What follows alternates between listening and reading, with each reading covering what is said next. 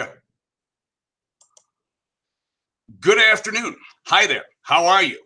Welcome into the Rational Male 101, episode 29, Disposable Men. My name is Pat Campbell. I'm your host, and we are joined, of course, by Rollo Tomasi, the Rational Male. A quick note here before we begin today's discussion. If you're tuning in, expecting to hear Rollo's side of the dismissal from the Red Man Group, the 21 convention, it's not going to happen. Both sides have put their statements up on social media, Twitter in particular. We're not getting into that today. We're sticking with topic. So if you want to blame somebody for that, blame me. All right. With that said, Rollo, how you doing, buddy? Good. All business, man. All business. Glad to be back to work, to be honest with you. So we've got the Disposable Man, and this is, you sent me a thing on, what did you call it? It's the Kundera Hypothesis. Right. Does every woman, but not every man, prefer her child to her mate? And this is where women intuitively put children above their spouse, their mate. You know, one of the big arguments for not dating single women, single mothers, women that had children out of wedlock was that kid is always going to be number one, no matter what. The best you can ever hope for is second place. And if more kids come along, you're going to move down the road. But that happens in marriages too. Once kids come along, the dynamics change. The children become the priority. In fact, you call it the cult of the child. So tell me about this hypothesis, the theory, and the guy behind it. Okay, first thing is the Kundera Hypothesis, which is a big mouthful, so I'm just going to call it the Kundera thing. You have to understand that the research that was done for this was to put women into like life or death situations and try to simulate some idea, like who does she go and save? Does she save the husband or does she save the babies? Right. And of course, everybody, when they read this, they say, well, of course you're going to go save your kids, right? You're going to take a bullet for your kids. And so that is like the most extreme end of that spectrum. And so you march back a little bit by a little bit. Like, so if it's not a life or death situation and it's a decision against, maybe it's bodily injury, or maybe it's punishment, or maybe it's something else, or maybe it's like, who would you rather have kidnapped, your husband or your children? You know, that kind of thing. And backing it off until you get to a certain, degree where, okay, maybe I would. And the thing is for men, it might be a little bit different than it is for women, but for women, almost unanimously choose the child over the husband. And what this is the effect that this is testing for is to see whether or not this is an evolutionary function. And I would argue that it probably is. But that is the root of the Kundera Hypothesis. But what extends from that is the social aspects. So where do we go once we've laid that out? A lot of the stuff that I talk about in my work is based on evolutionary psychology, but it's also asking bigger questions. I go places that a lot of evolutionary psychologists don't want to go. I am not myself an evolutionary psychologist. I do this for fun, right? But I connect dots and I ask the questions that these guys are uncomfortable asking. And one of those is what you and I have talked about on your show, which is what I term the cult of the child.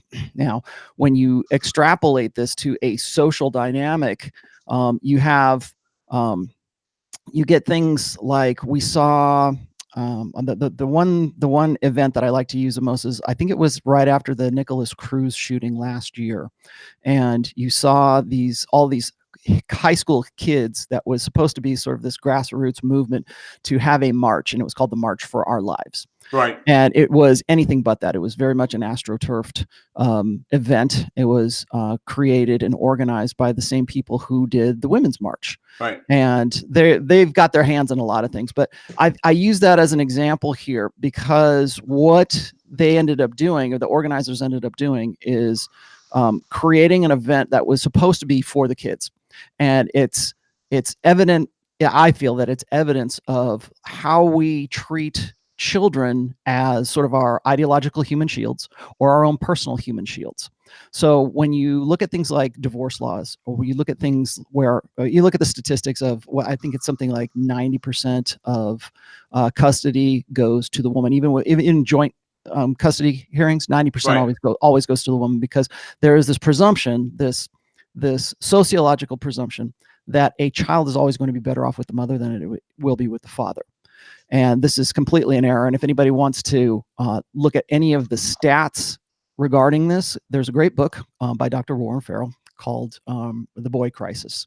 And I've read through it once already, but I keep finding myself coming back to it to look at stats for how we've gone from like a marriage-based way of, or model of raising our children, to a child support based model of raising our children. And in doing so, we have to lift children's interests above everything else, or at least ostensibly, we have to lift children's interests above everything else. So courts are always going to say that it's in the best interest of the child that it goes with the mother. It's in the best interest of the child that even if the father is not the actual biological father, that he continues to pay child support for a child that he didn't sire. Right.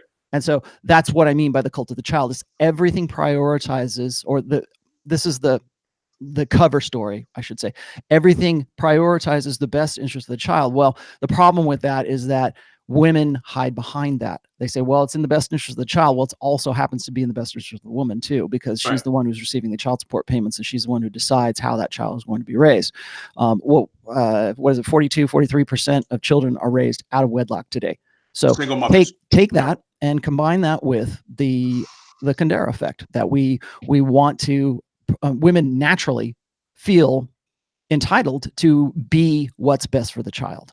The mom is the best for the child. And so, like when I was talking about the march for our lives, when the kids are out there, you don't dare come out against the kids. You don't dare take an opposing side, because it means you're against children. And that, particularly in Western culture, is heresy. By the way, like you talked about the Parkland High School shooting. If you spoke out against those kids and some of the crazy stuff they said, right? You were immediately attacked. You were eviscerated, man. Yeah. Because how dare you attack these children? It's like they're sacrosanct. They cannot be touched. Yeah, exactly. And what does that all come back to? Well, there's an evolutionary, like a Darwinistic component to it. Thanks for that super chat there, Philip, for the 20. There's an evolutionary component to that, where it makes sense, doesn't it? I mean, that a woman who is preoccupied to the point of almost obsession of the interests of that kid, those kids will go on to, spread the genes, right? A woman who's more, and guys will do this too. I would say the same thing. I would take a bullet for my daughter, because there's a certain degree of altruism that I think most human beings have. But I mean, there's limits to it. And the other thing I wanted to talk about also is that there's an instinctual component to this, and then there's sort of a rationalized component to this as well. So the instinctual side is, for men, there's an instinct in men to be self-sacrificial when it comes to like a life or death kind of thing. So like you and I have talked about this before, when there's mass shootings, when there's like the Las Vegas shooting, or the one that was at the country club. I think it was was it in Reseda or Northridge or something like that? It was in California. Guys will put themselves between bullets, a woman and the bullet, even a woman that they're not connected to. Right. Emotionally connected to, or it's not your wife, it's not your girlfriend. They intuitively want to protect the female. It's built into us. Right. And I would also argue protect the children as well. Right. But it's an instinctual side of us. So if the bullets start flying, our first natural impulse is to put ourselves between the bullets and the woman. Well, why is that? Why is that something that is instinctual in men? And I'm not saying that it might not necessarily be instinctual in women for children, but it is, there's this, it's not a learned behavior. It's something that you're born with. It's sort of that, if guys don't have that, they've had to learn to sublimate that impulse or that instinct. And so I agree that you're born with it, but I think it's also reinforced. Well, again, exactly what we're just talking about here for the Kundera effect. There's the Darwinistic evolutionary side of it, but then that gets socialized into a social convention. So like for instance, the Kundera effect here is like, we want to put the best interest of the children above everything else, including the husband. We as men want to sacrifice ourselves or put ourselves between the bullets so that we can sacrifice ourselves for the interest of the woman.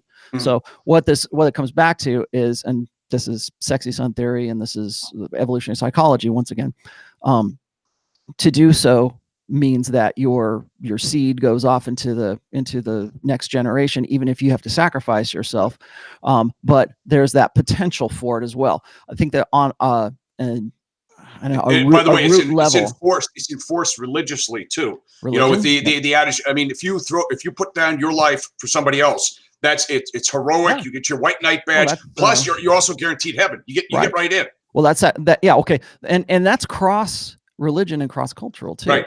So, for instance, like, what was it? When Jesus died on the cross, right?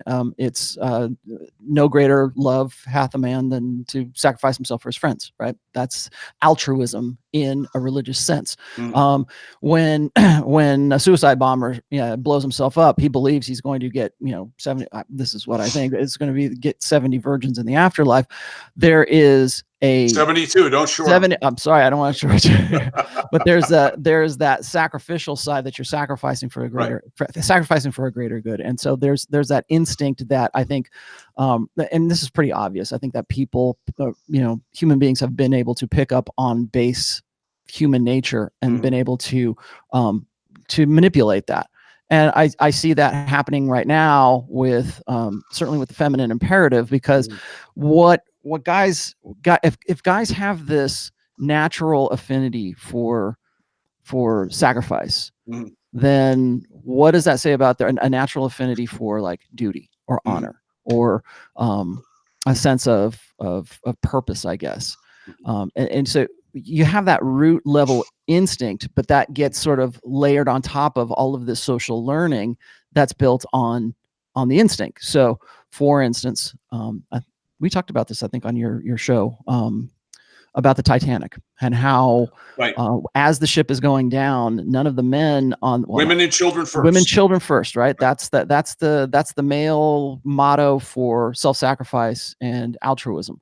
Go down with the ship. And from the stuff that I've been reading, that there were actually positions open on those life rafts that men didn't want to get off the ship because they didn't want to seem as less manly, or they would rather be dead than seen as less alpha. To be a male, a male survivor of the Titanic would have that sense of honor. Now, I don't think we have that anymore, and certainly not since the sexual revolution. What was the ship you mentioned on the show Friday? Right, the Costa Concordia. Right. In 2019, would guys, especially now, let women and children go first? I might let kids go first. I'm not so sure I'd let women go first. Well, that was interesting because that was a story from 2012. Right. And the Costa Concordia ran aground because of the negligence of the captain. And I'm not really sure what exactly happened to him, but he abandoned ship, along with the rest of the guys. And granted, it wasn't an immediate danger. They were pulling people off, but they didn't know that at the time. And so consequently, after the ship had run aground and the story was and everybody was off the boat, that's when there was a debate as to whether or not men had any sense of chivalry anymore, or whether or not they still believed in going down with the ship, or women and children first. And that's I've written at least 3 articles on this dynamic, but the women and children first thing is something that it's an evolutionary part of our firmware, but it has become built into something that is more, so that it becomes part of our religion. It becomes part of our racial or species, actually our species understanding that if you're a man, you're supposed to do these things. And so when guys ask me all the time, I say, well, when I talk about conventional aspects of masculinity, what is it about a man that separates him from a woman? And usually I get into this argument about blank slate equalism, because we are living in a time right now where everything, all of our social beliefs, a lot of our religious beliefs, more and more our religious beliefs, are being informed by the idea that men and women are just exactly the same. That we're just we have the same potential, we have the same function, we have the same brain, we have the same form of thinking, we have all this thing that's the same, when in fact we are very, very different.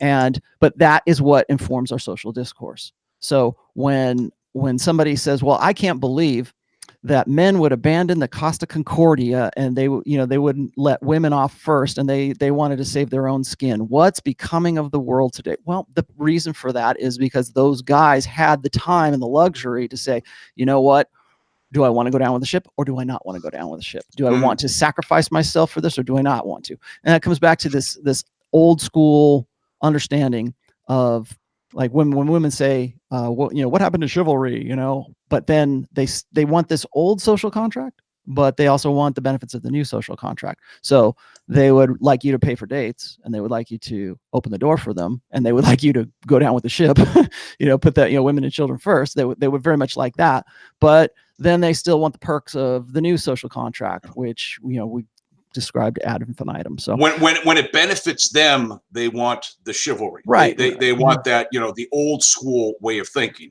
but otherwise they want to be what you call egalitarian, equal. Egalitarian. Egalitarian.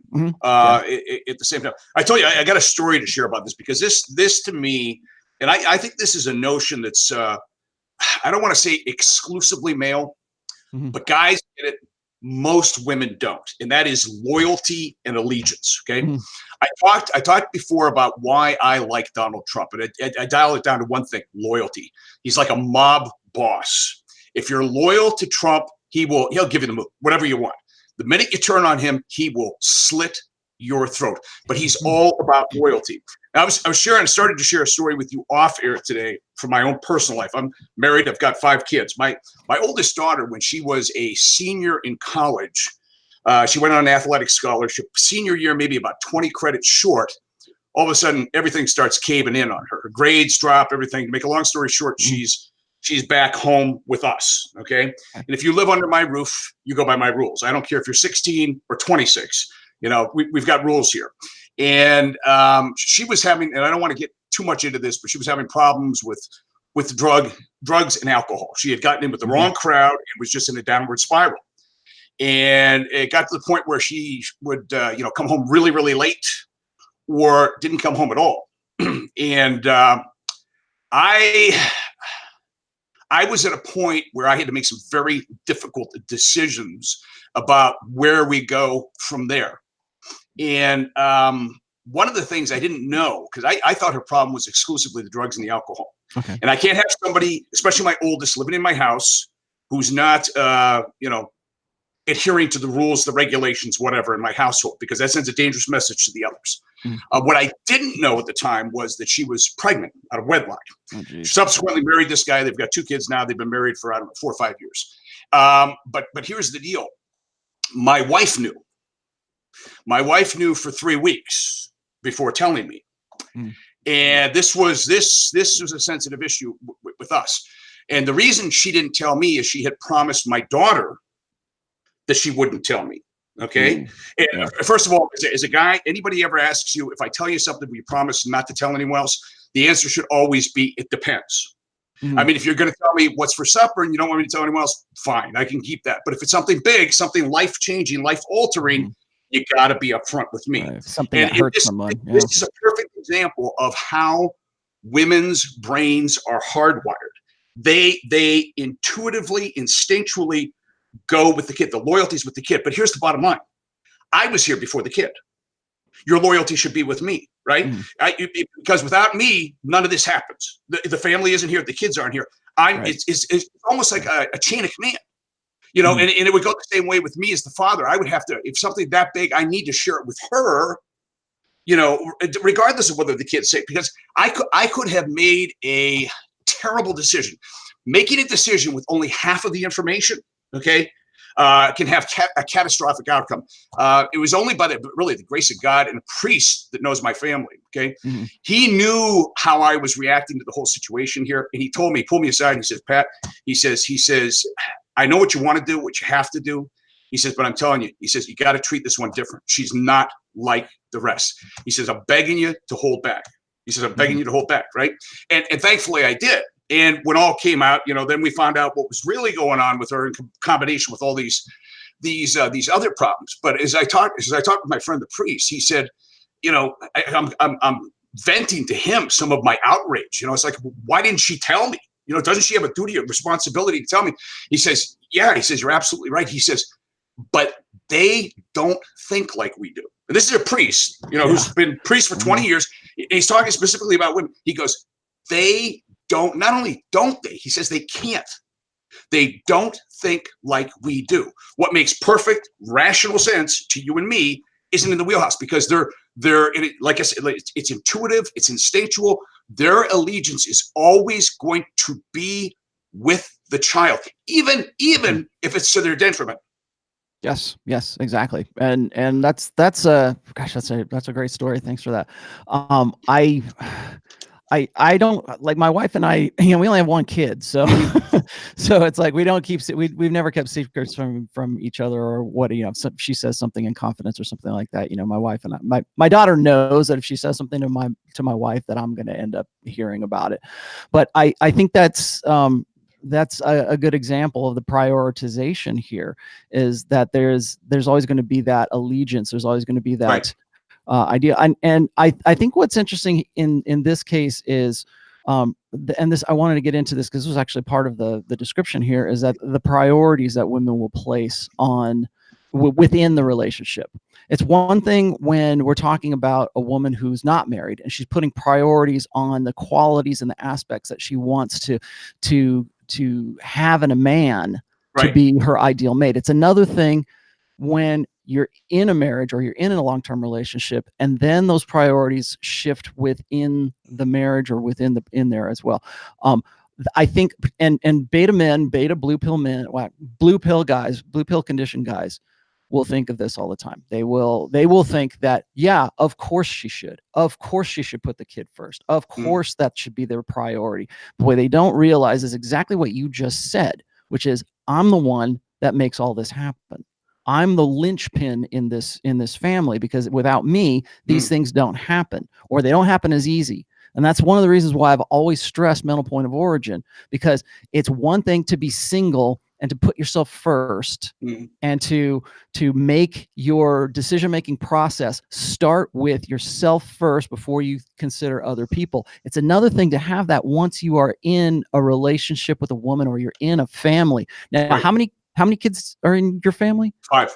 5 kids. Okay. Yeah. So you're juggling a lot of people, but the linchpin is you. The linchpin, and where does that begin? That begins with you and your mental point of origin, saying, okay, how's this going to affect me first? Because I know what I'm going to do. I know what I will do. And my family falls in line or falls along with that as well, no matter what it is that my decisions are. So, like, for instance, when I got a transfer, when the company I was working for got relocated to Orlando, Florida, way back in the day, my wife didn't come to me and say, well, what about my career? What about my family? What about me? Her instant response was, when are we going? You're my and this is what she told me. She said, you're my husband. I go where you go. That's what she said. And so, so to me, like, talking about that is just kind of like, general, a general thing. Right. But for a lot of people, for a lot of beta blue pill guys, they would think, oh, I can't take that job. What they wouldn't even, that conversation they would have had in their head. And they would have been like, oh, well, I turned it down, honey, because, I don't want to take you away from your family. I didn't want to take you away from your friends. So he's already making that decision in his head he's expecting, he wouldn't even think. And that's why this is a great example of a mental point of origin. He wouldn't even think to take a job, because he's already had that mental conversation in his head, and he's not the one that is first in that order of thinking. It is his wife, his kids, and everything else. Now, and she's making the decisions too. I can't tell you how many people I personally know who had opportunities. I mean, great opportunities, but they didn't take them because the wife, for whatever reason, she needed to be close to her family. There's such and such going on. She can't leave. Well, you're not on my team then. You're not part of my team. Yeah. Women, I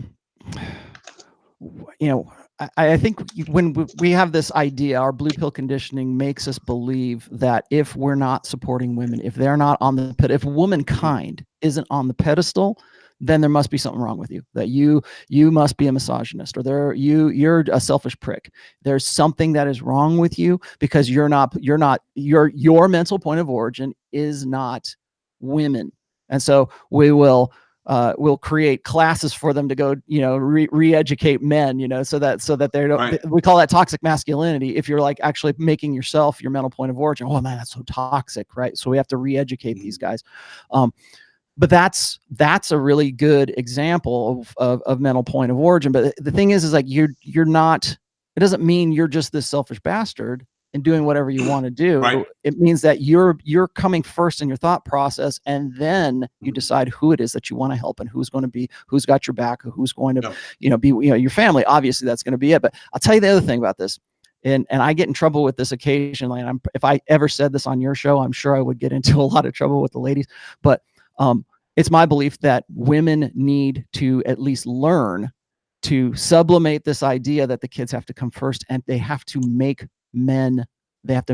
their husbands their priority. They need to make his happiness, his decisiveness, they have to find some way to learn. Because I would say, and just what we're talking about here right now, that is something that women would have to learn to do. That would be a learned way of thinking, because the natural way of thinking isn't that way. It's just think of the mother bear, right? I mean, you could have a full-grown male grizzly, a mother bear protecting her cubs, even though she's smaller, is going to be very, very dangerous, to other bears and to anybody that gets in the way. It's intuitive to protect your young. But there's actually a couple of churches, at least here in the Tulsa area, that are promoting that idea with women about putting the husband first, everything, having that I guess servant sort of attitude. But then of course then you get into the whole thing, well, you want to go back to the 1950s and you want Stepford wives, all this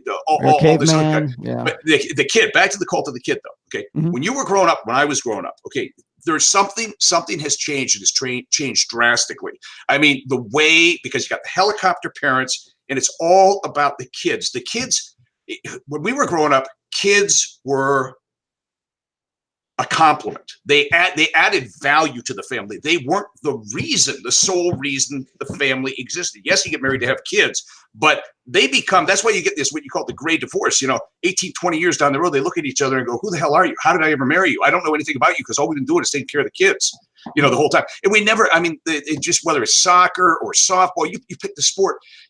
Back in the day growing up, my parents, I'm the oldest of 13. I can't imagine Mom, who was working full time too, by the way, and my dad, driving us around the country to go to soccer tournaments here, soccer tournaments there. It's all about, it's like the kid. Mm-hmm. Yeah. It's again, that's that. And like, here's the thing: is you can't come out against that. You can't come out against that and say, well, put me first, right? I think one of the reasons why we have to have like our religious, our pastors, our religious leaders explain this from the pulpit is because if a man, that's why I said your listeners will get really mad at me for suggesting this, but for a man to come out and say, you need to put me first because I'm going to make a better decision that way. If you are the one that, we're going to have a better outcome if you sublimate your interests in the children and prioritize me above those children. To say something like that in a feminine primary social order would people would run you up the flagpole. You'd be, I know, you'd be pilloried for sure. But I think that's very necessary. And it used to be that used to be the way it is. You didn't have to teach, you didn't have to tell. I mean, they had to be taught, but you didn't have to tell them, because it was like sort of embedded in our cultural education that's just the way that was. Because like women used to be much more dependent on men, particularly for a lot of different reasons, but mostly financially, mostly, security wise. They were looking for the big change though. That's the big change. Now, at least financially, most women no longer need men. There isn't that, if you were a stay-at-home mom, if you didn't have your own source of income coming in, you were sort of a captive audience. You really didn't have a lot of options. But if you're making money, or if you're making more than your husband, guess what? You got a lot of options. You don't have to stay. You don't have to put up with that. Yeah, I'm gonna read you this quote here in a minute. Here, I'm just pulling it up, but it's I think today we think that if we're not giving our best to the children, that we are in some way, or we want to prioritize our own, needs above the children, that we're in some way failing them. So I got this quote from this was a seminar. I forget the name of the lady who was doing it. It was How to Be a Parent in 2017.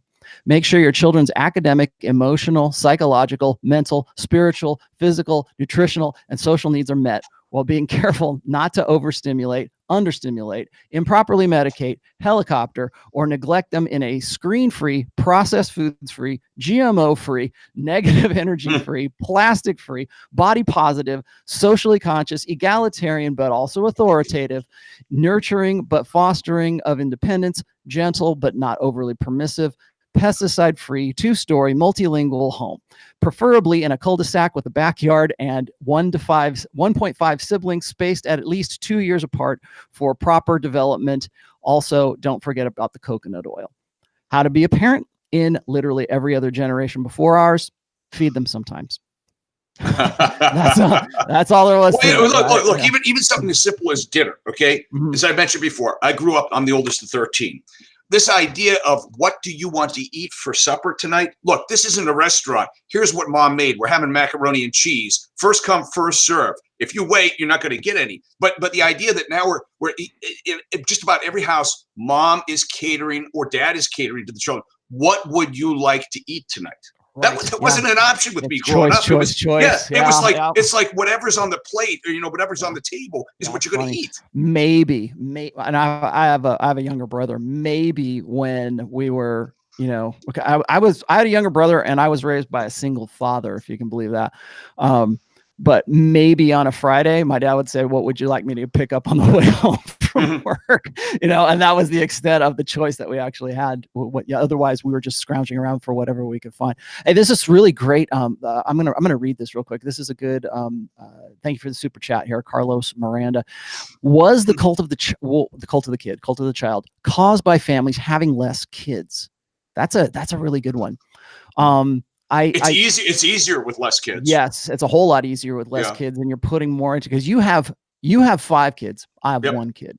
So your distribution logistics is a whole lot different than my own. So maybe you could answer that. Do you think that there is a more, is there less of a priority in your household than, like, say, mine would be? Because I did this by choice. I did this by design. There was a time where I thought maybe I would have another kid, and then we just like, what? Let's just make sure we put all of our energy and all our efforts into having one really, really good kid, and we did. But here's what I would say, and again, coming from a really big household, with 5 kids, my dad looks at me and I'm like a slacker. I'm a lightweight, right? but the fewer kids you have, it's going to enable that type of the cult of the child, because now you have more resources to pool into 1 or 2 children than you would with 5 or 13. Yeah. I would say there's definitely something to that. That the idea that you should have less children, or that you're only really entitled to having 2 kids.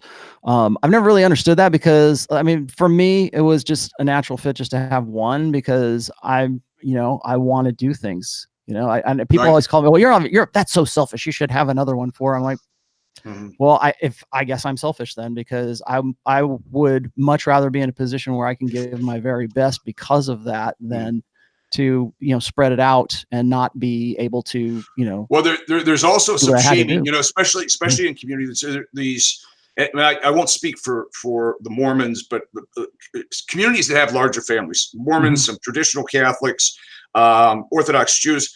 There's a sense where you shame people who only have 1 or 2. And it's like, well, they're selfish because, he wanted a boat or they wanted that summer home. They tried to guilt you into, like, look, we had to, who knows? Maybe that was the cards you were dealt. Maybe that's all you could have, but you're guilted because you're not playing the super breeder game with the rest of us over here. Yeah. And another thing I think is there's this, if you've read my second book, Preventive Medicine, there's that timeline in there, but there's also something that I don't think a lot of people, maybe they overlook a little bit, but I did a section called Hierarchies of Love.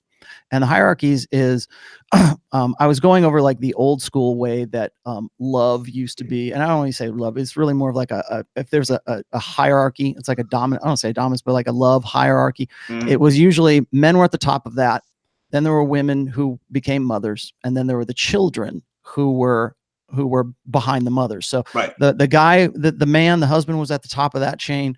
Then there was the woman, and then there was the children. Well, I think that probably after the sexual revolution, we changed that. We ostensibly changed that so that children became the number one priority, and then women became the second priority. And men, we don't need no man no more, right? Men, because we're strong, independent women. And so that independent part, that means independent of men. Excuse me. And so now I think now that we've sort of hit the 21st century, we're seeing how women have been using the cult of the child, or they've been using that dynamic of putting the children above everything else in the world, to as a means to their own ends, as a means to fempowerment, as a means to forward their own advancement. So that's why I always say that the cult of the child is really using kids as an ideological human shield, or a shield for the things that you really want to do. And at the end of all of this, the man, and I'm not just talking about families or anything like that. I'm just talking about in general as a societal kind of thing. We put kids up at the front, but really the beneficiary of putting kids at the front is women who are behind, the mothers who are behind that, or women who will potentially become mothers. And then, men can go off and do whatever it is that you guys need to do. You become superfluous. I've said, we'll talk about this next week when we talk about Father's Day, how men have become superfluous. They're nice to have around, but we don't actually need them because we're independent, right? Unless the kid becomes a criminal, and then we say, where's the father? When we were at the Patriarch Convention, I was in one of the panels with Tanner, and I was talking about, because I had trouble with Catholics. Catholics they're like, I can't believe you're promoting Mormonism over Catholic, the Catholic Church. But what I was talking about, I was at a function where there were a lot of Mormon families, and the beauty of the Mormon faith is you see the natural order, the way things are meant to be. You've got the dad playing the dad. You've got mom playing mom. You got the kids playing their role, right? Is the children. But everybody, I kept looking around, everybody's happy. They're content. And the reason they're happy and they're content is because it's in its natural order. It's the way it was designed to be. And that's something that, you look around the rest of society, I don't care what church it is, it's just not there anymore. And that's what's missing. Yeah. Well, what's funny is it was that when people see that, when people who are not who aren't Mormon or who aren't Catholic, whatever, when they see that kind of happiness, when they see that outward showing of I'm content being where I am right now, this is the way things should be. People look at that and they look at it in disgust, or they look at it with suspicion. Because they think that can't possibly be real, because that's what they've been trained to believe. They've been trained to believe that, well, they look happy, but are they, what happens when they go home? What happens when they get in the car? I bet there's abuse. I bet, and so you're suspecting the worst, of what's actually going on there. And I think I would tell anybody who actually thinks that, step back a little bit and look and at least for 1 second have the insight to say, hey, maybe they really want that. And I think that's interesting because most feminists later on, if you take a woman who's been a feminist throughout her 20s and maybe into her mid 30s, or about when she gets to be about 38 years old, that's when women have feminist women kind of have this other epiphany, like, maybe I really did want that after all. Maybe I really did want the kids. Maybe I really did want a husband to, spend the rest of my life with. But it's too late when they start second guessing themselves. It's too late. Well, and that's why they have to come up with social conventions that pat them on the back or say, no, you're really right. And I've said this before, is that the feminine imperative is like water. It's fluid. It moves around the times.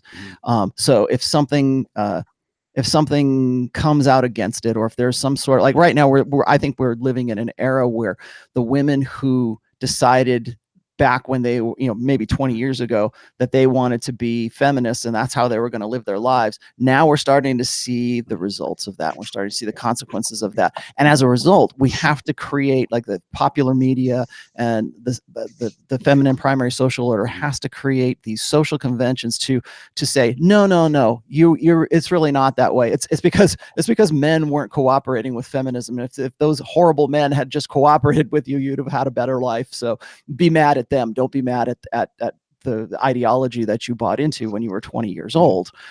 It's fluid. It reinvents itself with the times. And that's one of the reasons I think, like, feminism, the feminine imperative is so pervasive, is that even when women are saying, you know what, maybe this wasn't the best idea, there's always something there to reinforce the idea that no, it couldn't possibly have been because feminism was wrong. It's because you either did it wrong or it's those uncooperative men that did it. Mm-hmm.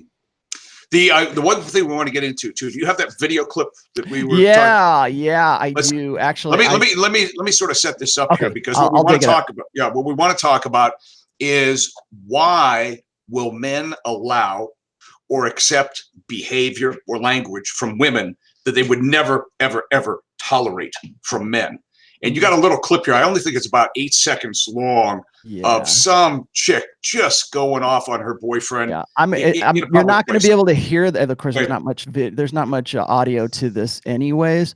But you don't need any audio for this, and hopefully, I think I can probably get this. Let's see. Okay, I'm going to share my screen. I still see us. Yeah, I know. Okay. And there it is. I think they're at the top of a stairwell, and the guy's sitting down in a very dejected position, and so she's going off on. You can see this, right? Okay, so here we go. Then this is very brief, only 8 seconds long, and she's just eating him up. And look at this guy. Man, I could probably do a full hour. Is that moving on yours? Go ahead. Yeah. Okay. Now I'm seeing it. She's going off. Here, I'll go. It's only 8 seconds long. I'll fire it up again here. But so when this was posted on Twitter, when I put this up on Twitter this morning, and I think you did too, somebody said, "Well, guys, we all know what this is like." And I'm thinking, no, we don't. No, we don't. Because I don't know about you, but I've never been in a situation like that, and I never will be in a situation like that. Because if there is a situation like that, that's the end. Yeah. The fact that and we see this all the time. There's a couple out there that, and the one I'm thinking of right now, I think it almost acts like it seems like it's a staged event. But there's a really big black gentleman, and he's in a couple of settings. One at a restaurant where his girlfriend just goes off on him, jams cake in his face, and then she gets up, she comes back into the restaurant, stomping into the restaurant, all 5'2" of her. She gets on a chair, and she's just dropping the F-bomb in his face, pointing her finger in his face. This guy's like 400 pounds, and he's just taking it taking it on the chin. Like that's what because that's what he's expected to do. That's what you're expected to do as a guy. And I understand that. Like men are taught never to, if you're taught right, you're taught never to hit a girl. And I don't want him to hit her. Yeah, I know that. The idea that she would even, first of all, I don't think a guy should be talking to a chick like that. Okay. And a chick should not be talking to her husband, her boyfriend like that. And if she does that, especially in a public setting, that just screams disrespect. I have no respect for you whatsoever. It also triggers that indignation part too. Now, this couple right here probably didn't realize that they were being videoed at that point. Right. But when I saw this, I go, yeah, I've been through that before. I have gone through that with my BPD girlfriend, where it was like her Christian duty to find some way to have a public explosion, for the most minor things. And honestly, I think it's from a biological standpoint, I think maybe it's that kind of woman gets off on the dopamine rush that she gets from having to do that, because people around a fighting couple are never, if it's the man that's being berated, nobody wants to get involved in it, because the presumption is he must have deserved it. Absolutely. But if it's if you would switch the two of those and you put the woman there and the guy's like this, and he's, it just, you don't even have to hear him. You just see that body language. Yep. I would say that probably any guy within shouting distance of that would come over and try to take that guy out. Yeah. or would try it, because and that's the impetus. You want to know another thing, when we were just talking about the evolved aspects of certain behaviors, and we were talking about the Kundera effect. Okay, that's one thing. It's what's the evolved nature of the conflict, of the action itself. So you've got this couple that are in a confrontational type thing. Well, what have we been taught should be our response to that? Now, this guy is just sitting there and he's taking it and everything, and guys are walking by, and that's why this was a thing on Twitter, because people go, oh, in this room, haven't we, guys? Well, yeah, blue pill guys are going to say, well, of course, that, because they can empathize with that, because they've probably been in a situation like that as well, but they don't see how wrong that is. Now, we look at this from from a bird's eye view, and we say, why didn't that guy just get up and leave? Yep. Why didn't he just next her? Why? And people were telling me later on that the guy actually did that. Like he just turned around and walked away from her, which, okay, good for him. But the thing that I wanted to sort of analyze in that whole thing is there is this idea that this duty that men have to sit there and take it on the chin, and they have to be good listeners, and they have to be supportive. And if the woman is mad, if the woman is angry, it's always because you did something. It's her problem that you have to solve. And men we have a natural proclivity for deductive, solving of problems, solutions, right? Where we have a natural problem-solving nature to us. So when that happens, first of all, you're dealing with that kind of there's the emotional side of it too, but you're dealing with the people that are around you, but you're also having to try to solve this problem with her. And this is one of like dozens of videos I've been sent that are really close to the same thing. And okay, so if you want some actionable advice on this, walk away. That it's done at that point. But what I wanted to explore in this is that, why is it that a guy would sit there and take it? Why does it seem like a good idea to not sublimate your own self-respect and your own sense of dignity and your own integrity? Why is that a good idea? Right. I want to also, when we're looking at this one, there is a huge difference between a woman doing this publicly and a woman venting privately. Right. With you. And of course, not to get you in the face, but with women, it just seems to be that the coping mechanism is when something goes wrong. Okay. They're going to get angry. They're going to flip. Then they're going to cry. Then they're going to say they're sorry. And then you're going to have the makeup sex, and then it's from there. It's just it's almost like a process that they have to go through. It's like grieving. Okay. Mm-hmm. No, I shouldn't say they're going to say sorry. If you're lucky, they'll say they're sorry. That's a little tough to get out of them sometimes too. But that's a venting mechanism. Okay. Mm-hmm. But I mean, to do something like that to your spouse, your boyfriend, in public is humiliating. It's a giant sign she doesn't respect you. If you're not married to her, move on. Just move on. Well, and I think that women who do this understand that the larger society around them aren't going to do anything. He's going to sit there and take it, because they think that anybody viewing this, I haven't seen this, but it's because Barstool Sports or whatever is mostly like a college guys kind of thing. But when I have seen these videos out there, women are like, "Ooh, what did he do?" And they're all on the side of the woman, that they just. Who was the guy? Who was it was a CEO or something with the San Francisco Giants. He had this thing where he took the phone away from his wife. Remember, she put on that big display in the park. Yeah. And in the meantime, by the time they get home, she realizes, oh, I just may have cut off our livelihood here. Mm-hmm. That stupid display, putting on a show for everybody, way overreacted 100-fold. Yeah, I got in the chat here. The guy says women do it publicly as a shaming tactic. Yes, they absolutely. Oh, do, absolutely. because they know that if they do that in public, that they're always going to get support for that. Mm-hmm. There was a series of psychological studies, and this was something I picked up on, I think it was on 2020 or something. They did these experiments between a couple who are at a park bench, and it was the guy was berating the woman, and they were having this, no physicalness, but the, raised voices, and, looked like it was escalating kind of thing. Within like 3 minutes of them being at the park, the police were called, because of this scene that was being made, and males intervening. And people would intervene. Then they switched the sexes, and it was the woman who was physically shaking the guy and listen to me, and and nobody called. It Nobody went cared. Nobody cared. 30 minutes before anybody called to say anything. And the reason for, they asked these people who were in the park at the time, later on, they interviewed them and they said, why didn't you call sooner? Well, they presumed that he must have deserved it.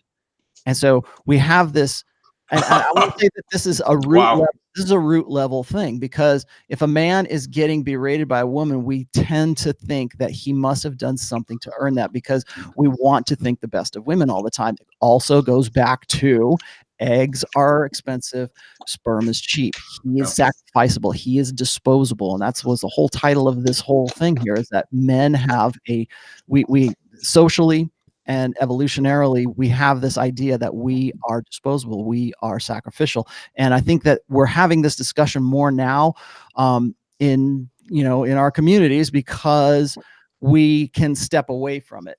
Yeah. Like for the Costa Concordia thing, the reason that was such a big deal and people were writing articles after that is they couldn't believe that men weren't putting women and children first. Well, guess what? When it's not bullets flying immediately, guys have a few minutes to think about it. Now your learning comes into play. Now, how have you been socialized? Now, are you going to open the door for women? Are you going to pay for the date? Are you going to do all of these things that the old social contract expected you to do anymore? Well, you're more likely to think about those things and act according to what it is that you're processing, your rational or your emotional side of what are you processing, as opposed to the instinctual side, which is I'm going to put myself in front of bullets right now. And that's what I think the conversation, but particularly in the MGTOWs, particularly in MRAs right now, is this idea of that men, I think men have a natural proclivity to think of ourselves as being sacrificial or being disposable. Right. And they're saying we need to change that. We need to unlearn that. And I don't know where I really fall. I'm glad we're having this conversation. I don't know where I really fall down in that, because I think that there is certain evolutionary reasons why men were sacrificial, why they would be altruistic for either the tribe or for their family or for their wife or their kids.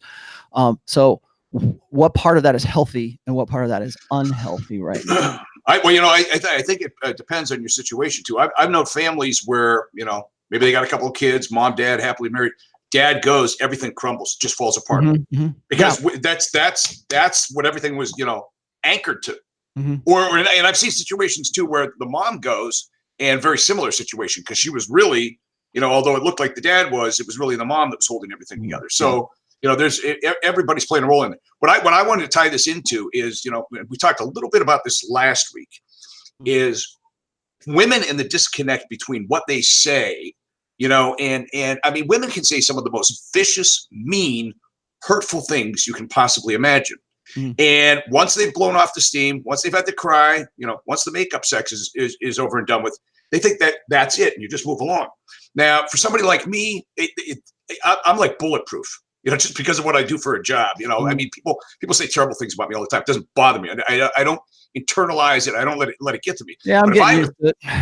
If I were to say things like that to a woman, they wouldn't forgive you for the rest of their life. That'd be in the stamp book. Every time you had a conversation after that, they would bring it up. And I was telling you too, as we move closer to Father's Day, it's something like, say, just imagine like a week before, the wife tells you, what a terrible person you are, what a terrible dad you are. You always put the family last. And then a week later, it's Father's Day. You're getting cards from the wife and the kids. Oh, you're the greatest dad ever. And it's like, I'm living with people that are, I'm living with people that are like, split personality or something. Yeah. But to them, it makes sense. It's like we talked about before. Women are able to hold two ideas in their head at the same time, two conflicting ideas, and be perfectly okay with it. Cognitive dissonance. Yeah. And you, gosh, I think we've probably mentioned this on this show a couple of times, is particularly when it comes to hypergamy, when it comes to women's sexual strategy, women very easily hold two conflicting ideas in their heads, whatever serves. They're playing all the numbers, basically. Is what they're doing. Psychologically, they're playing all the numbers. If this works out, great. If this doesn't work out, fine. And so whichever way it lands, they can, sort of rationalize why they did what they did. That's from sexual strategy. There's also other aspects where it comes.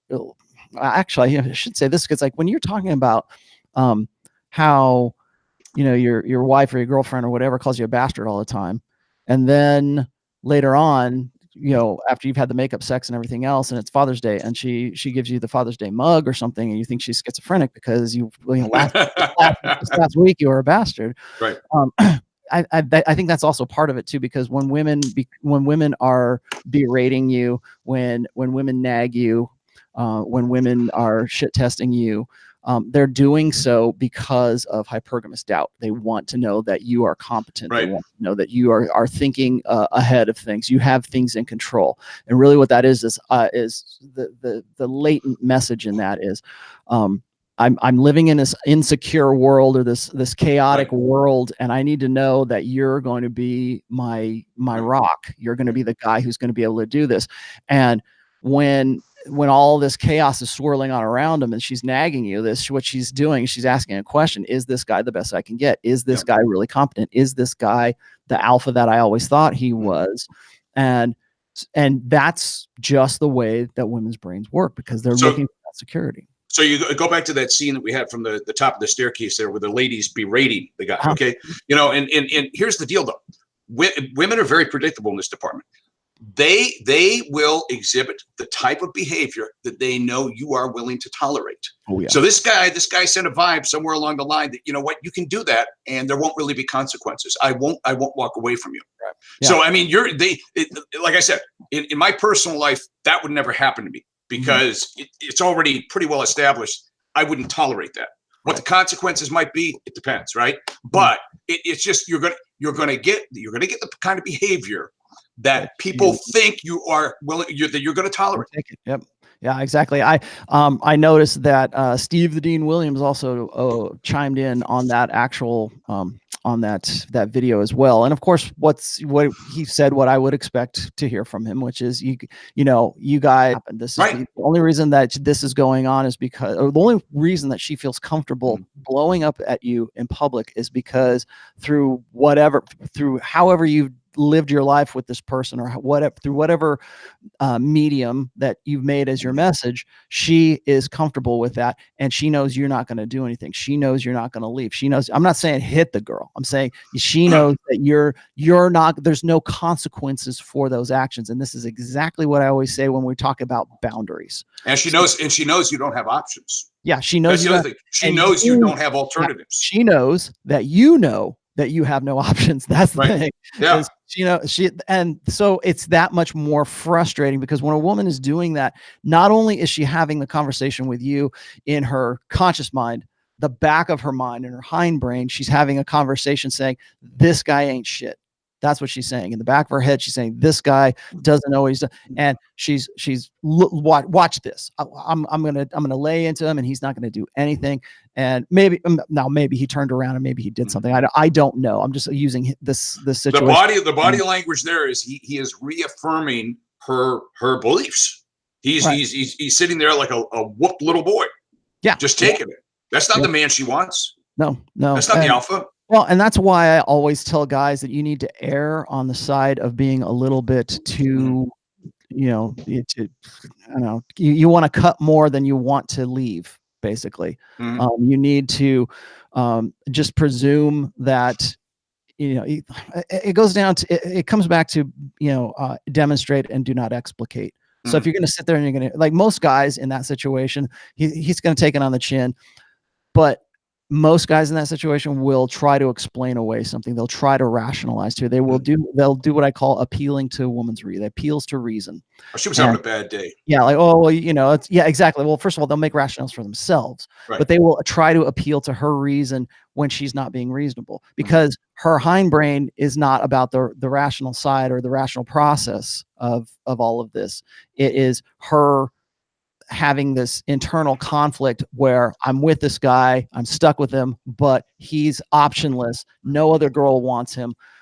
And I'm frustrated because I can't seem to extricate myself from this relationship with this guy. So the only alternative I have is to berate him and yell at him and try to get him to be, try to get a rise out of him. And that's what women will do, is they will try, they'll poke you in the chest and they'll try to get a rise out. Aren't you a man enough? That kind of stuff to get a rise out of you. I know you've seen this happen before. So what that does is that's a that is an internal conflict that's going on in that woman, saying this guy is this guy ain't shit. You need to get out of this. She would probably love to get out of that. The guy, on the other hand, knows that he's optionless. And one thing I wanted to say about this is that guy also knows that, or I tweeted this as well, is that that guy knows that if he doesn't sit there and take it, it was going to put him into a position where he's going to have to go out and face the fear of rejection again. Because if he leaves her, that means he's got to go out and try to find another chick. He's got to go out and try to find something else, a better alternative than this. Yeah, but optionless too, though, can mean some other things. In fact, there was a Dear Abby column that I actually brought up on my local radio show this week. And it was about a lady who had been married to a guy for 30 years. The guy was, a serial adulterer, cheated on her repeatedly, but she stayed with him. And it wasn't because of the kids, but because nobody else in the family had been divorced. And she didn't want to be the first to get divorced, because if she was the first divorce, she would be seen as a failure. So with guys, even guys, you say you got a good looking guy, okay? A guy who seems to be alpha on the outside, and he may have other options with other women, but because of religious constrictions, she knows he's got him boxed in. He'll never go, because that's the way he's been trained. So that's the religious side of things too. Yeah. Now, if you're married today, you don't even need religion, because women know that, and they're incentivized to destroy the marriage, to destroy 50%. Bingo, gone. 50%. But they also know that there's a social network of women who are right there to help them out. They also know that there is a church that's right there that's going to take their side. They already know that they live in a society that is only going to bolster them for making that decision. And they also know that that guy is probably not going to get the kids. He's going to lose half of his stuff. And then the social aspects of that as well. So it doesn't even have to be religious, although that is certainly a factor. It doesn't even have to be religious, because the incentives are always with the woman. One of my listeners, in fact, it was one of the guys, I'll share the name off air with you, that was zeroed out, but he credited you and the program you've been doing with me for saving his life, for turning around, because he was ready to. So he actually got completely zeroed out by his wife and was left with the two kids, the two boys, right? And what he talked about, he said, is there's no place for guys like me. He says there's all sorts of social networks set up for, single moms with kids, to help them do this, help them do that. He says, even in his church, there's nothing for the guys. It's like I'm on my own. Right. Completely on my own. And I, when I was on the first episode of Religion and Red Pill, when I was interviewing George Bruno, he said exactly the same thing. When he went through his divorce, he assumed that he's the one that was wrong. They presumed that he was the one who was at fault. They presumed that it must have been he wasn't right with God. And so there's especially in a religious sense, there in modern evangelical cultures anyways, I don't know how it works in other relations, but there's this presumption that if the wife is not happy with the man, that means that God is not happy with that man. And then that's why they don't have those things. There's this presumption that men don't need that support. They don't need the support of other men, but they don't need like a battered men's home, right? There's no need for something like that. We don't need to create entitlement programs for men, because men have got it so easy. They're the ones that make all the decisions. It's a man's world, right? So we don't think in terms of supporting guys, and particularly guys who maybe they need that support, or maybe there's something that's one of the reasons why I like doing what I do, and that's why I'm in the community here, is just to help, to be somebody to talk to. Yes, I am doing some counseling still. So yes, if you want to do that, just give me an email. Do you want to do some of these supers? We got a couple of supers here real quick. Yeah, did you put them on the side here? I put them on the side right here. I'll just read them off. There's only two. This is from a guy named Me. He says, can you do a video topic of red pill money with women? How to use money on women in a red pill way? Topic, everything that's related, money and women. We should probably do a money thing at some point, like affluence and wealth. I wouldn't be. We need to get on that is Rich Cooper. Yeah, we should. Rich is the money guy, man. He knows, he'll tell you how much you should be spending on a date. Yeah. He looks at everything. He's got like a spreadsheet on just about every relationship. I would certainly,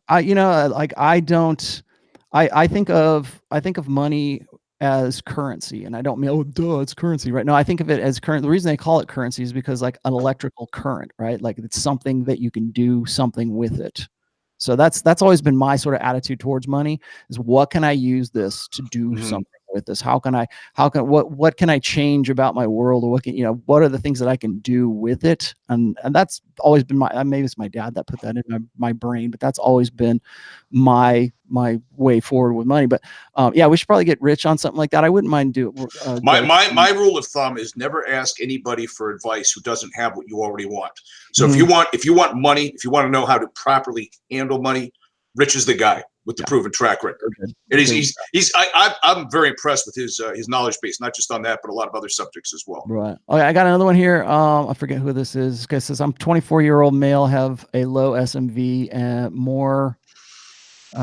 the more I learn about the red pill, the more I become black pill. Any suggestion or any advice for young men struggling with the black pill? Real quick on this. Explain, because I get this all the time. So we know red pill, blue pill. What's black pill? What's purple pill? Okay, there's this idea. This is, I really want to say it's an extension of the MGTOWs, but I can't say for sure. But there's this idea of there's a black pill, and what the black pill is it's this kind of acceptance of all the worst things that the red pill makes known, makes people aware of, and then just accepting it, and that's just how things are, right?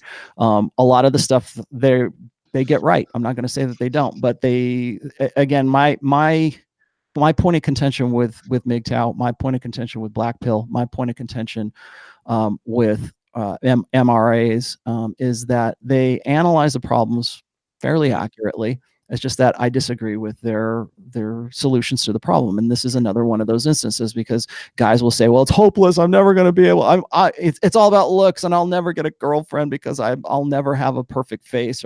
Or it's like these guys, I was just reading this one article about how these guys are going through plastic surgery so that they can rearrange their face. And it's maybe one or two guys do that, and suddenly the press thinks it's just this endemic thing that everybody's doing. It's called looks maxing. I don't know if that's an extension of the black pill, but really what I don't believe. What's the purple pill?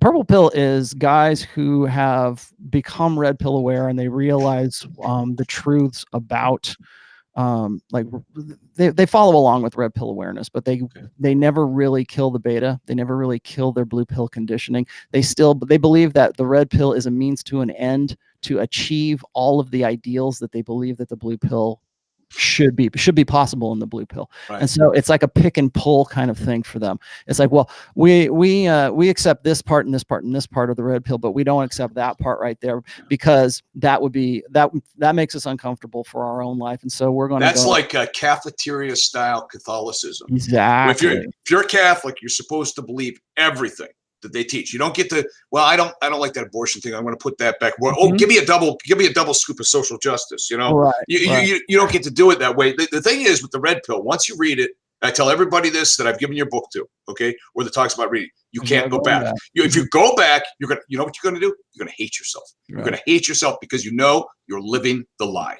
Well, what I think I don't believe that there is such thing as a black pill, and I'll tell you why. Because the black pill is just simply the red pill, and that for guys who get stuck in the phase where they never transition from their old blue pill selves to seeing that there's opportunity in the red pill awareness, to understanding that there's a lot more positivity in the red pill, and being able to use all of that awareness and all of that knowledge and everything that you know about intersexual dynamics, because that's what whenever I reference the red pill, I'm talking about intersexual dynamics. I'm not talking about anything else.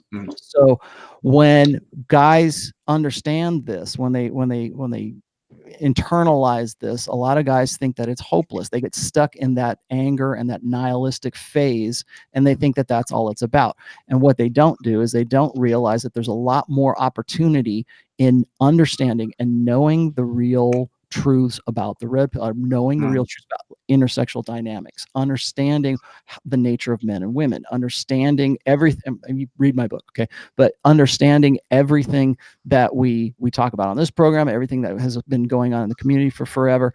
But they don't see the opportunities in that. They don't see, well, hey, great, you know what? Now I finally have the real book. Now I have the real set of rules. How am I going to make the best of this? They don't do that. They go, oh, I'll never be able to do this, and I'll never be able to do that. I'm never going to measure up. It's like burden of performance, right? So back to the 24-year-old though. My advice to this kid, because at 24 you're a kid, okay?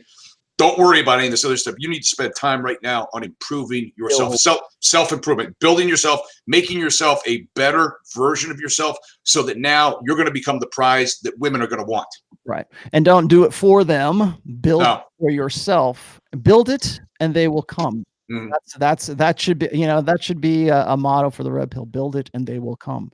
Because that women should only ever be a complement to a man's life, never the focus of a man's life. And a woman should be that complement. She should be there because as a byproduct of you having made the most of yourself. Melania, the president's wife, Melania. Okay. Mm-hmm. That is a perfect example. He doesn't, his life doesn't center around her. She makes him look better. She makes him look younger. She gives him class. Everything is there to enhance him. Mm-hmm. That's what it's all about. Right. We got one more in here. Oh, let me back you up on this thing though, too, because one of the things we wanted to do was we wanted to get into, why do men put up with the verbal abuse? We saw the lady berating the guy in the hallway. Why do guys do it? Is it simply for the sex?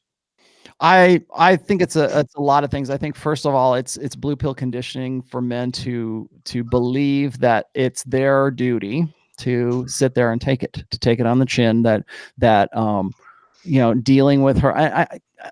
So when you get into these situations, when you get into a long-term relationship with a woman who will do this kind of stuff to you, and I don't know that that's necessarily the case, but when you get into those situations, I think what guys who are in long-term relationships will be more willing to take that kind of abuse than guys who just, like, if that was your date for the night, you'd be like, get out of here, because you don't have that. You don't have the investment in that anymore. Whereas maybe before you had really crazy good sex with this girl like 3 months ago, and now she's turned into this raving bitch, and it's harder because now you've already, what's possible. You had this really fun. That's why it's really hard to get away from a borderline personality disorder girl, because she's really fun in bed, and she what the possibility is, that you've had it in the past and it's been great. All I got to do is sit here and listen to this shit until she's done, and then maybe we can get back to that. I think a lot of guys think that. But is the juice worth the squeeze? Is the juice worth the squeeze? And the answer to that, like being, with our God's eye view here, of course, is no. But when you're in that position, that's why I know how frustrating this is for guys like Steve Williams, or for guys who are very much red pill dudes, and they're like, what the hell? Why don't you, that's half of the responses. Right. We're like, why is he even doing the, just get out, leave, just, I don't understand. It's because you guys are pussies, Well, yeah, but the guy that's in that situation at that time, he's blue pill, probably a little more likely beta than anything. Is not doesn't have a natural impulse to say, this is putting himself first. These are the guys who are not making themselves their own mental point of origin. Her opinion of him, her estimation of him, he's in her frame at that point. That you want to talk about frame? She has the entire frame, because he's willing to sit there and take all of that as it goes. So when you become invested in a relationship, especially, like, guys will tell me this all the time. They go, well, I got into this relationship and now I lost frame roll. How do I get it back? And then they'll say something to the effect like, I used to be so alpha. I was so alpha when I met her, but now I've kind of backslid. I'm really. You know what that reminds me of? That reminds me of the guy you run into the gym who tells you, I used to be able to bench 500 pounds, and he can barely move 135 on the bar right now. It's like, I don't care what you used to be able to do. What are you doing right now? And these guys completely lost control of the relationship. The woman's in charge. Lost control of, and gosh, I'm going to sound a lot like Steve here. They've lost control of themselves. Yep. Because they're not in control of themselves, because if they were in control of themselves, they would not be there, and they would not be taking it like that. Now, also, there is the sexual component of it as well. The listening to her and going through that on some level of consciousness for this guy must make sense. Like, okay, if I just listen to her and once she's done, maybe we can go do something else.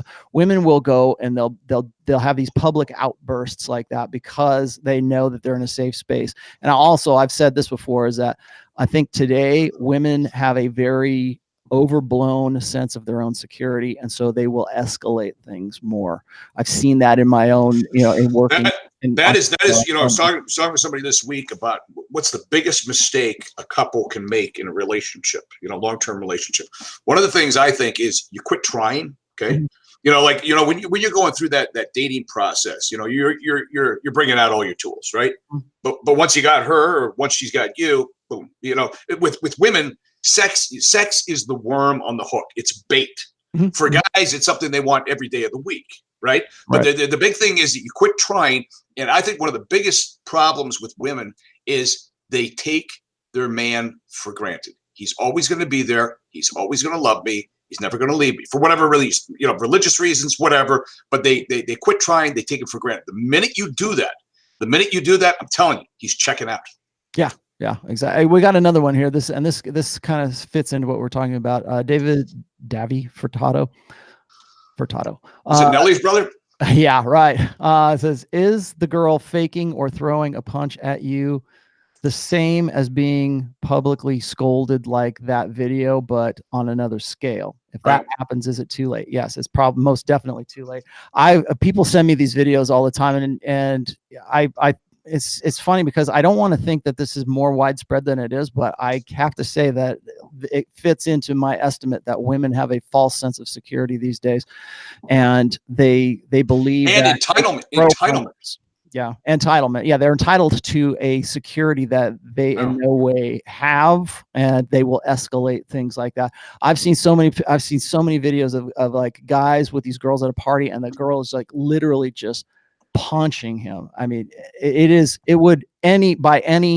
any court of law, it would be assault and battery. And the guy's just kind of sitting there, and he's kind of laughing it off, because if he hits back, he knows he's screwed. But if he's still sitting there and taking it, he still looks like an idiot for sitting there and taking it. So what does the guy do? Women know that they can do that, and they can get away with that. And the minute he raises his voice, the minute he raises a hand to her, there's going to be 10 guys that are going to pile on top. And it's not just the women that are 8s, 9s, and 10s that are doing this. It's even, I was talking to a couple guys when we were down in Orlando, maybe about 30 years old. They said even they said fat chicks, but let's just say the heavy chicks, that they maybe they're a 5 or a 6 or a 4, and they have an overinflated sense of self-worth, from Instagram and elsewhere, and they feel they're just like the 8, 9, or 10. They are entitled to their pick of the litter. Yeah, and that doesn't play out for them. And when it doesn't play out for them, then what do? They go back to social media, and they get their rise and their fix once again. And the other thing is particularly in my line of work, I see this more often than not, but when it comes to like drunk girls at a bar or something, you add a little bit of alcohol to that already volatile self, booze magnifies whatever qualities you have. I forget I don't think it was a Kentucky Derby, but I think there's this horse race of some sorts that's in the UK, and every year it comes out, and there's always these pictures of these drunk girls, and 90% of them are overweight, right? But they're and they wear the skanky outfits and everything to this horse race. Now, you ladies, if that's what you want to do, fine. I get it. Go cut loose, have some fun. But like when you add alcohol to that mix, you will see just how much that social media influence comes out, how much that security influences. I've seen I've seen bouncers at clubs and gigs I've been at get into fights with drunk women because they don't understand why they can't get in, or they don't understand why they can't do whatever, right? Or why they've been asked to leave the club, and they'll throw punches at a guy who is probably like 3 times the size of them, and he's got to sit there, and he knows that they're drunk, and he has to get rid of them. But that is this you mix alcohol with a already preconceived idea that their security is ensured. And I have a real tough time with this, because a lot of women will say, well, women can't go walk across a dark parking lot because we're afraid we're going to get raped. And then I'll say, okay, fine. But then I'll go to the next night and I'll see the same girls who are saying stuff like that, drunk and trying to throw punches at a bouncer that's 3 times their size. So I kind of have to take both of those things with a grain of salt. Chris Taylor here says, is the red pill considered pragmatism? From my perspective, yes. very much so. It's praxology. It is pragmatism. It is the Chilton Manual of Intersexual Dynamics. Is there anything else in here? Okay, I think we're caught up. Do we have anything else in we did the bonus question, right? Yeah, we kind of hit the bonus question there. Why do men put up with verbal abuse? What prompts women to do so in public? It's an act of shaming. You're trying to humiliate you. Act of shaming for sure. Yeah. Here's the thing, and it comes back to this, and it's the same with kids too. I think women want boundaries. I know that children not only want boundaries, they need boundaries. But you've got to establish those boundaries early on in your relationship. You don't live with the chick for 2-3 years and then decide, oh, guess what? I'm going to start boundaries today. Or you're not married to somebody for 5 years and then decide, oh, I'm going to put boundaries in here. All of that, that's the vetting process. That's why, you say don't get married until you're at least 30, between 30 and 35, because you don't have the experience. You need to, and I'm not saying sleep with everyone, you need to have experience interacting with members of the opposite sex so that you can discern. You get married right out of high school. It's your high school sweetheart. It's the only chick you know or have ever known. You're not going to know what to compare or contrast that with. You're going to think that's the norm. That's the way it is with everybody. Yeah, it's interesting because I used to be the norm too. Yeah. Right now, getting married, the average age of getting married, I believe, is like 27, 28 years old, whereas just like 10 or 15 years ago, I think it was it was way younger than that. But like if you go back to like the 70s, maybe it was like 19 or 20 years old. Right. And that's something I'm going to cover in my 4th book about religion, because in that sense, you as a guy, you don't really realize what the nature of women is. And it used to be that you could learn that from your father. You could learn that from your brothers. You could learn that from, so you didn't necessarily have to go sleep with, a dozen women to figure those things out. But you also had an education in the nature of women that other people didn't, we don't have right now. That's why we live in the Lost Boys generation. As far as boundaries are concerned, I've always said, demonstrate, do not explicate.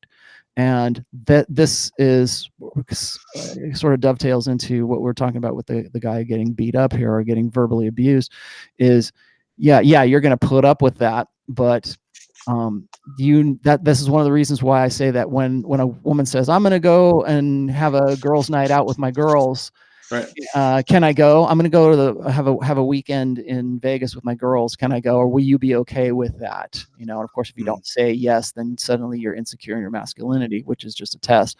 But what I tell guys is say, she can go because the medium is the message. She say, hey, go have fun with your girlfriends. I won't be here when you get back, but it's been good, knock yourself out. Yeah, knock yourself out, because if you don't enforce those things, I think this is true of most. That gets back to taking somebody for granted, though. They assume that I can do this because you're always going to be there for me. Yeah, you've always said yes in the past. Remember when we talked about the power of no? Well, you've got to say no just to say no sometimes, because there has to be that reminder of who is at the top of the dominance hierarchy. And because if you don't, she's going to be the one that says no. And people give me grief and say, well, what are you talking about, Rolly? You think that they should just say no just to be confrontational or to be contradictory? And I always say yes, because if you don't, you're going to set a precedent where that's not going to be appreciated, or your input is going to be taken for granted. And if you don't do that, the other side will, the other party will. And that doesn't necessarily always apply to interpersonal relationships. It can apply to your work, your family, and other things. Like that. But you have to at some point make it real for the other person to know that you have your own mental point of origin. And by the way, women have no problem telling you their boundaries. I mean, they'll be, I won't do this, I won't do that. I mean, so why shouldn't we be setting boundaries? Right. Well, and then setting boundaries is one thing. It's one thing to talk about it and say things. And like I've said before, I don't believe in ultimatums. I think ultimatums are declarations of powerlessness. If you're talking about things like talking about what you're going to do and you never do those things, then it is a better lesson for women to have experienced the consequences of those boundaries than it is to say here's my boundaries, right? No, let them cross the line and then suffer the consequences of that, and then they will know not to do that with you again. If they want to, go off on, here's my boundary. My boundary is I am your first thought. Remember, we were just talking about how I need to be the one who is the highest priority in your life. If you're coming to me saying, it got into my head as a good idea to go out with my girlfriends tonight, or we're going to go off and we're going to go to Vegas for the weekend. Are you okay with that? Well, the fact that she's even saying that or asking you that means that she's already decided what she wants to do. And that want is really what you need to focus on as a guy. Because if she doesn't, if the idea of going off with her girlfriends, it seems like a better idea than staying a weekend with you, that you have your answer. There's your medium is the message. You already know what you're dealing with. So why, it's useless to have that conversation because she's already told you what her genuine desire is. Now I'm using that as one example. That's an easy example. There's other examples of this that are a lot more subtle and more nuanced. So you have to make the consequences real. That's why this guy is sitting there taking it on the chin from this girl, because she's never experienced a consequence. And how do I know that? Because he's sitting there. What guy's going to do that? By the way, reminder: smash the like button there. Yes, please. And we need to wrap things up here too. Sure. You're going to be on my regular show on Talk Radio 1170 KFAQ, Tulsa, Oklahoma, next Friday, 8:05 a.m. Central, 9:05 a.m. Eastern time.